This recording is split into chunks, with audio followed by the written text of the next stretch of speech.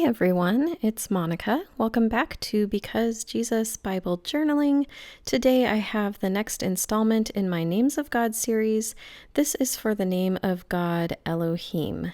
And today's passage comes out of Joshua 4 verses 23 and 24 specifically, and you can see I've highlighted them on the page there. Also included in this video is a really fun shading or shadowing technique that I wanted to share with you, so keep your eyes open for that along the way. I'm starting out very simply here by just penciling in the name of God Elohim at the bottom of the page. And as I was reading the scripture today, the thing that really stood out to me was this question: what do these stones mean? Now this comes from Joshua chapter 4, like I said, and this is right after God's people crossed through the Jordan River, very similarly to how they crossed through the Red Sea. God parted the waters, the dry ground appeared, and they walked through. And they took 12 stones, and Joshua set those 12 stones up across the river as a memorial. And so the verses that I really gravitated toward today, talking about Elohim, was, he said to the people of Israel, when your children ask their fathers in time to come, what do these stones mean? Then you should let your children know Israel passed over the Jordan on dry ground. For the Lord your God, that's Elohim, dried up the waters of the Jordan for you to pass over, as the Lord your God did to the Red Sea, which he dried up for us until we passed over, so that all the peoples of the earth may know that the hand of the Lord is mighty, that you may fear the Lord your God forever. So I simply sketched these things into my Bible in pencil, and now you can see me using my Faber-Castell PITT artist pens to just kind of go over the things that I've sketched. And sometimes I change things a little bit as I go over it with pen. You can see the freestyle cursive at the top. I'm just changing slightly in some areas when I go over with pen.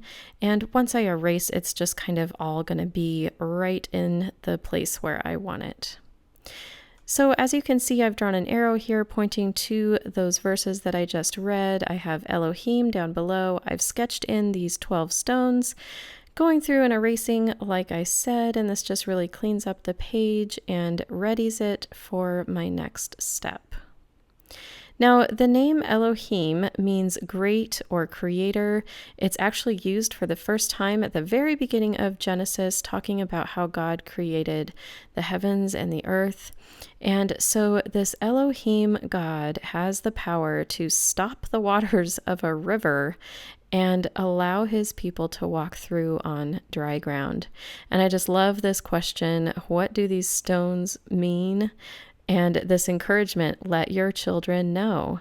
And to me, I kind of personalized that to me. This is a responsibility I have to minister to my kids, to bring my kids into relationship with God. I want them to know Elohim. And maybe in your life you have people that you're mentoring or people that you're discipling. Same thing, we ought to let them know. Now here's that shading technique I was mentioning. I'm going in here first with a black watercolor crayon. And as you can see, I'm just kind of shadowing or shading the right side and the bottom side. And you've probably seen me do this before, but I did want to just kind of share it in detail. And that black's going to serve as like my darkest shadowy color.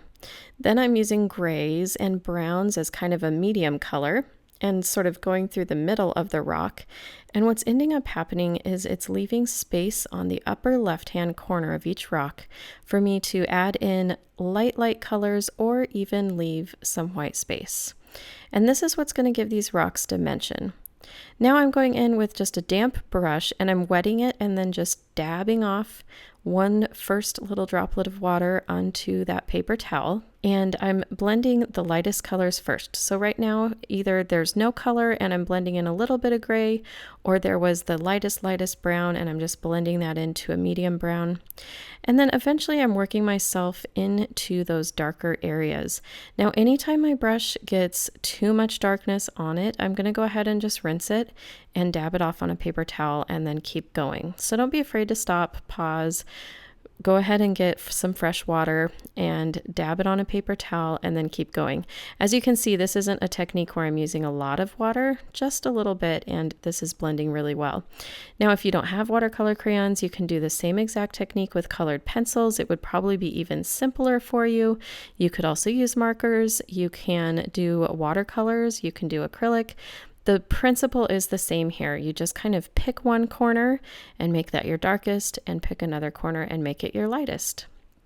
And you'll see as those dry, they become quite three-dimensional, and that's just kind of a fun trick to use on your own Bible page.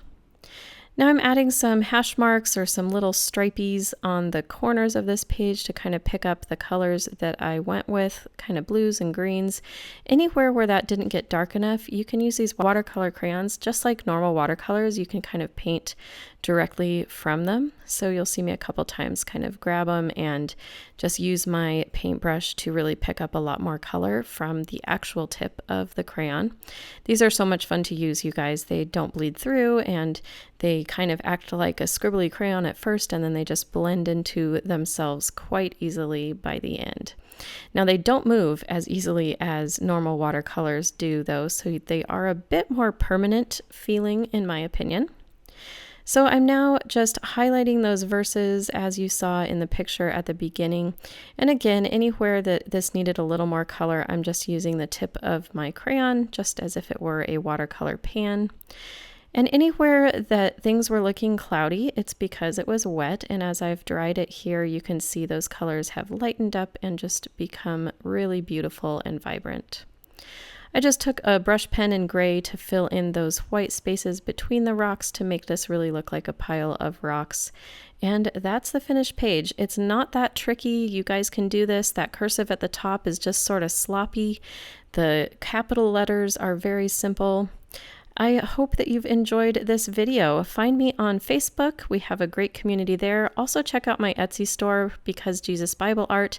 You're seeing a coupon code right now. Scroll through the bottom of your screen. It's only valid to the 15th, but that makes my whole store over there 15% off for you. So check it out.